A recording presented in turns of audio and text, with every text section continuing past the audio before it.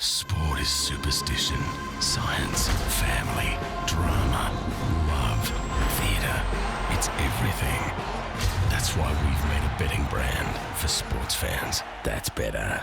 Gamble responsibly. Well, the games are top notch this weekend. Let's jump straight into it. This is the big call.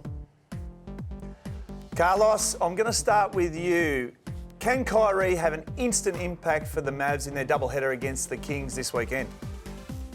Yeah, I definitely think so. I mean, Kyrie's one of the best talents that we've seen at the point guard position. Can score at will, got crazy handles. I think he was looking forward to getting out of Brooklyn, so he'll have like that fresh start mentality. You saw how much he was smiling in the press conference. I think he'll give Luka an immediate impact, somebody else that can create, score at will, also get his teammates involved. He's done that in Brooklyn, obviously, this year, putting up numbers like 27, 5, and 5. So he'll bring that and all of his talent to Dallas and make an immediate impact. Do you think he's going to have a seamless transition?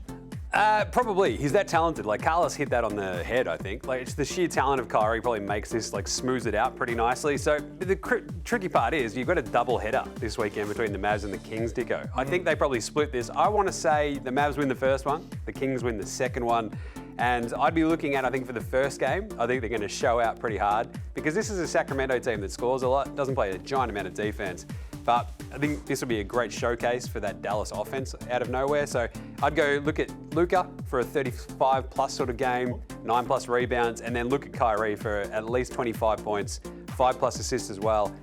Maybe throw the Souvlaki King, Domantas Sabonis, in there as well for a good 12-plus rebounds. But I think the Mavs win that first one. And game two, I think Sacramento will turn around and win the second one. I reckon De'Aaron Fox has a massive one in that one if he's around. Sabonis again, the Souvlaki King. So maybe lean on the Souvlaki King for the second game. 15-plus points, 15-plus rebounds. Sacramento win that game too. Carlos is loving your work today. He's giggling. The Souvlaki King, he only dropped it 3 times this time. All right, now 1 point separated the Bucks and the Clippers. In the rematch, who have you got? That game was awesome last week, Dicko. We actually talked about it on this here show, didn't we, Carlos? It was awesome. It turns out it was basically a playoff game. Like, it basically felt like a playoff game. And the 1 point win, Giannis rips off a 54-19 game. It was essentially a remember me for the MVP. You want to talk about somebody else, but I'm still here. Giannis is like, nah, I'm still awesome. Check it out. Against Kawhi, Paul George, in LA this time, rematch should be unreal. I'd have to go the Clippers. I'd probably say Giannis still has a massive game, 35-plus points. I think that deep Clippers team locked down everybody else, though. So Giannis, 35-plus points. Kawhi, 30-plus. Clippers win it. All right, now, Carlos, Bucks or Clippers for you? Yeah, I think the Clippers get it done at home, especially if they got all their pieces out there. You know, if Kawhi's playing, Paul George is playing, all those guys are out there competing and going at it. I think they take care of home court. But I will say, if Giannis has another 54-point night, it will go the Bucks' way. All right, now we're going to move. The Warriors are without Steph Curry. Carlos, can they keep up their good home court form against LeBron and Anthony Davis? No. I mean, I want to say, but no, they can't. I don't think so. I think LeBron just passing Kareem right now. He's on a super high. Anthony Davis had a subpar game. I think he bounces back huge against the Warriors. And I also think not having Steph is like one more weapon that they don't have. They've been scoring points and playing really well, but they need Steph. They need a full roster to have that kind of arsenal during the game, especially against LeBron. And these guys are trying to get in the playoff hunt. Every game is so important. So I think LeBron and AD do a good job and win this game. What do you think? You agree with Carlos? I do. I think Shackle's off. I think you hit the all-time record, you go, right, now, business. Yep. Let's make the playoffs. So I think no Steph is just a bit of a death knell for the Warriors at home, especially against a team like the Lakers. I'd see a big AD game. He's really struggled these last sort of weeks coming back from injury.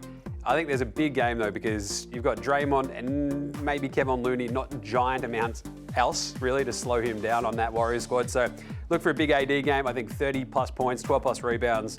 Jordan Poole will probably step up, do the bulk of the scoring for the Warriors, 25-plus for him, but the Lakers win it. All right, let's finish, James, with the 76ers and the Nets team minus Kyrie Irving. Who wins? I absolutely love this. Sixers Nets. Hook this to my veins, Dicko. Let's go. This is a strange sort of mix-up, though, for the Nets. Like, we're going to probably have Spencer Dinwiddie, Dorian Finney-Smith in for the Nets in place of Kyrie Irving.